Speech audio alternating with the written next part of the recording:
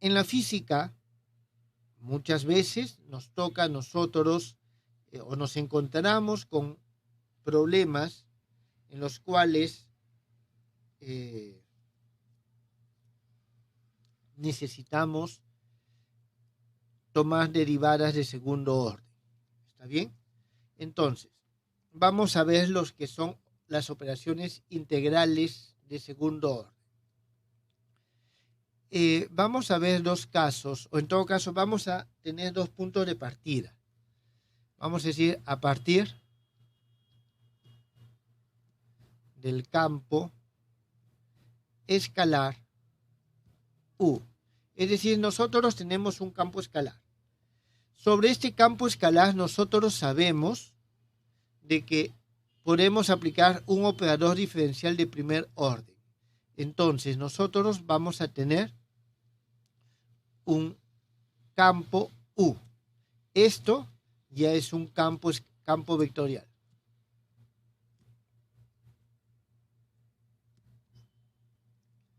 Es decir, sobre el campo escalar solo podemos aplicar el gradiente de estos operadores diferenciales que hemos visto. Y el gradiente convierte nuestro campo escalar en un campo vectorial. Ahora, sobre el campo vectorial nosotros tenemos dos operaciones distintas. ¿Está claro? Tenemos las operaciones de divergencia y rotor. Por lo tanto, a partir del campo vectorial obtenemos las siguientes operaciones de segundo orden. Y aquí nosotros vamos a tener la divergencia del gradiente de U y por otro lado vamos a tener el rotor del gradiente de U. Nosotros tenemos estos dos casos. Analicémonos brevemente esto. ¿Está bien?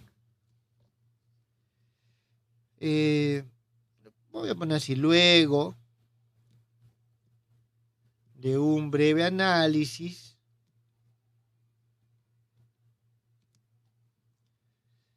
obtenemos lo primero y que debe estar completamente claro, jóvenes, ya lo hemos visto, inclusive sabemos que es una identidad, el rotor del gradiente de cualquier campo escalar es idénticamente nulo. ¿Está bien? Es idénticamente nulo. Esto significa que el campo vectorial gradiente de U, el campo vectorial gradiente de U es irrotacional. ¿Está bien? Ese campo es irrotacional. Eso es lo primero. B. Entonces, con esto no tenemos más que hacer.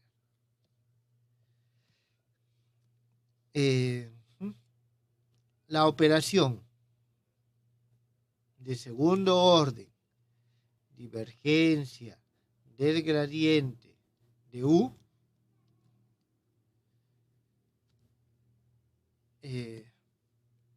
nos lleva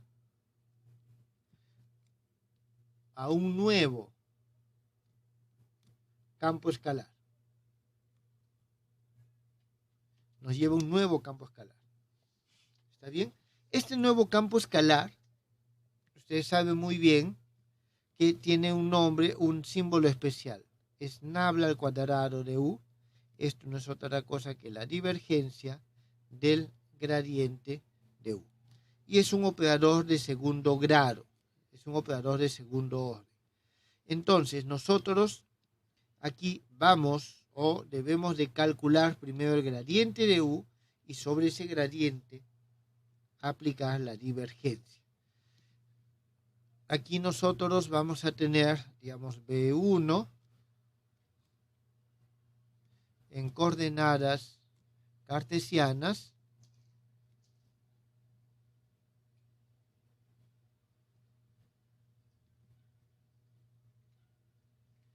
nosotros, a ver, voy a ver aquí, creo que me alcanza. Tenemos U es igual a un U de X, Y, Z. Vamos a tener entonces que el gradiente de U es igual a la derivada de U con respecto a X, Y, más la derivada de U con respecto a Y, J, más la derivada de U con respecto a Z, K. Entonces vamos a tener que la divergencia del gradiente de U en coordenadas cartesianas es la derivada con respecto a X de este nuevo campo, su componente X, que es esto, más la derivada con respecto a Y de la componente Y de este campo vectorial, más la derivada con respecto a Z de la componente Z de este campo. Por lo tanto, nosotros tenemos que este nabla al cuadrado de U es igual a la segunda derivada de U con respecto a X más la segunda derivada de U con respecto a Y más la segunda derivada de U con respecto a Z. Bien, entonces eso es lo que tenemos en coordenadas cartesianas. Procediendo de manera análoga, nosotros vamos a hallar los laplacianos, porque así se llama este operador. Este es el laplaciano. En diferentes sistemas de coordenadas. Vamos a ver a manera de ejemplo.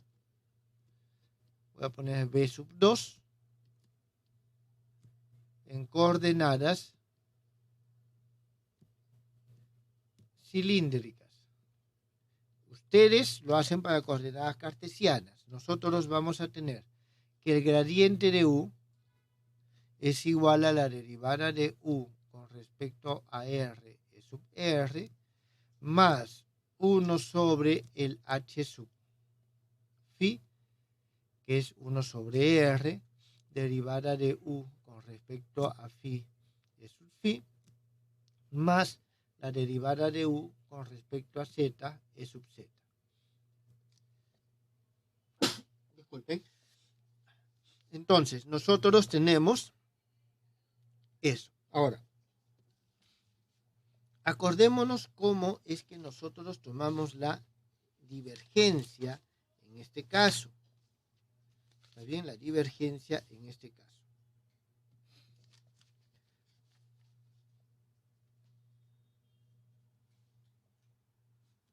Voy a copiar la divergencia que la tenemos por acá. ¿Dónde está? No está el rotor todavía. Aquí está la divergencia en coordenadas cilíndricas. Listo. Vamos a copiar la expresión para poder utilizarla en nuestro resultado. Bien, entonces, nosotros vamos a calcular la divergencia del gradiente de U. La divergencia del gradiente de U es igual a 1 sobre R que multiplica. Aquí tenemos la derivada con respecto a R de A sub R por R. El A sub R es esto que está acá, multiplicado por R. Significa que esto es R, derivada de U con respecto a R, más la derivada de A sub phi. A sub phi es esto. El 1 sobre R puede salir. ¿Está bien? El 1 sobre R puede salir. Y voy a tener la derivada con respecto a phi de la derivada de U con respecto a phi. Más la derivada, aquí vamos a tener el R, la derivada con respecto a Z de la derivada de U con respecto a Z. Esto lo que nos va a dar es lo siguiente.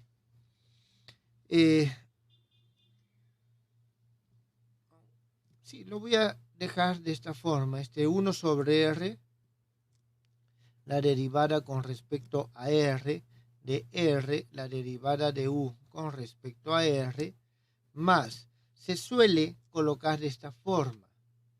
Un momentito. Sí.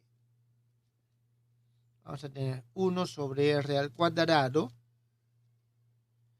la segunda derivada de U con respecto a phi, más la segunda derivada de U con respecto a z al cuadrado. Listo.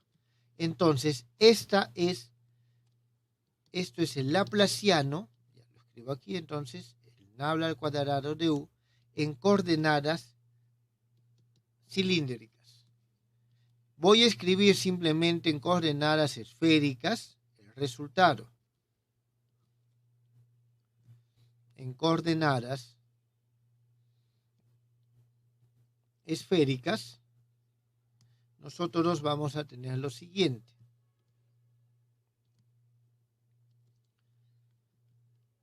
Nabla al cuadrado de U va a ser igual a lo siguiente. 1 sobre ρ al cuadrado, la derivada con respecto a ρ, de ρ al cuadrado, la derivada de U con respecto a ρ, más, aquí vamos a tener 1 sobre ρ al cuadrado seno de teta, la derivada con respecto a teta de el seno de teta, derivada de U con respecto a teta, más, y aquí vamos a tener 1 sobre ρ al cuadrado seno cuadrado de teta, segunda derivada de U con respecto a phi. Esta, jóvenes, es en coordenadas esféricas. Y el caso general, es decir, en cualquier sistema de coordenadas curvilíneas, vamos a tener lo siguiente. Nabla al cuadrado de U es igual a 1 sobre, y aquí vamos a tener H1, H2, H3, la derivada con respecto a Q1 de, fíjense, aquí tengo Q1, entonces voy a tener H2, H3 sobre H1, la derivada con respecto a Q1, más la derivada con respecto a Q sub 2. Si aquí es 2, aquí tengo H1, H3, abajo tengo el H2, la derivada de U con respecto a Q sub 2, y creo que queda claro cómo es que se construye. Aquí tengo H1, H2 sobre H3, la derivada de U con respecto a Q sub 3. Esta, jóvenes, entonces es el laplaciano en forma general. ¿Esto ha quedado entendido? ¿Tienen alguna pregunta?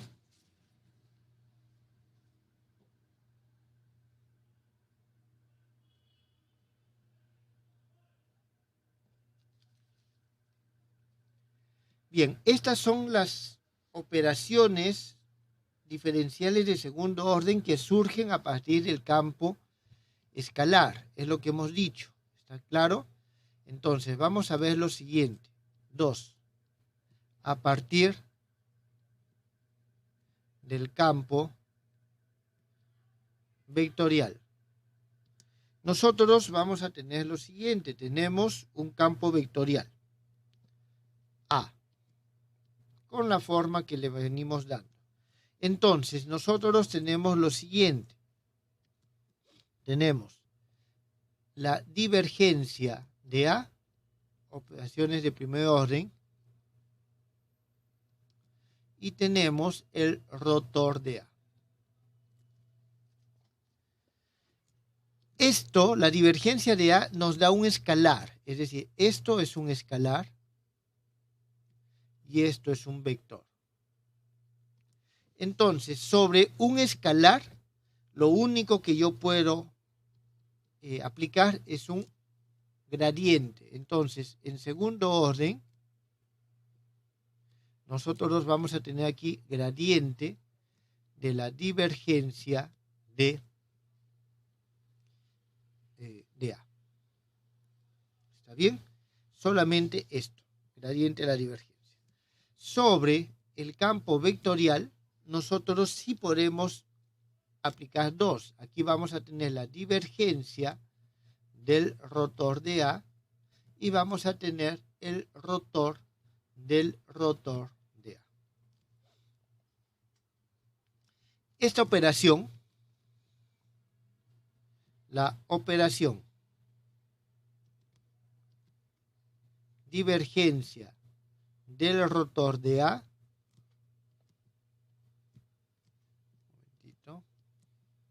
este es vector, del rotor de A, es idénticamente nula. Es decir, siempre nos da cero.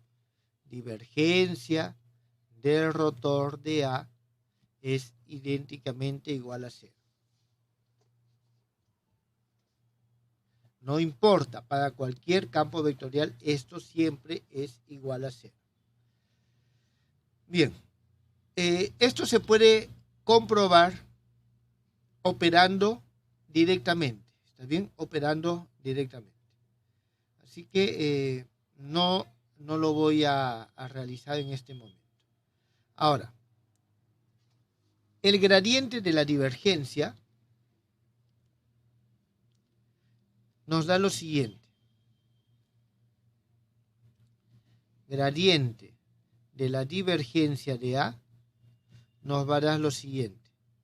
Rotor del rotor de A, es decir, están relacionados. Los otros dos que son diferentes de cero están relacionados. Más, vamos a poner nabla al cuadrado de A. Pero un momentito, este nabla al cuadrado es un operador escalar, nos da como resultado un escalar. Y aquí yo tengo un vector. Esto es un vector. Esto es un vector. Esto también tiene que ser un vector.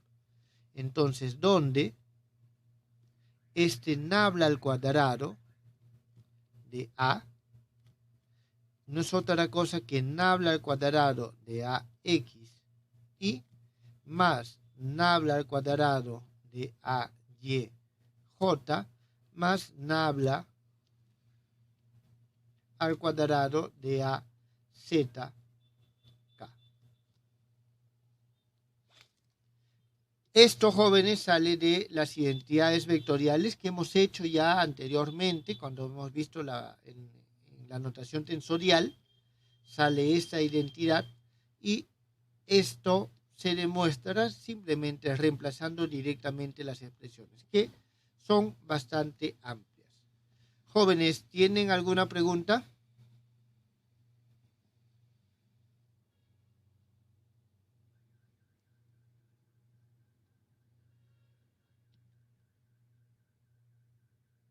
Bien, entonces, si no hay preguntas, aquí quedamos el día de hoy.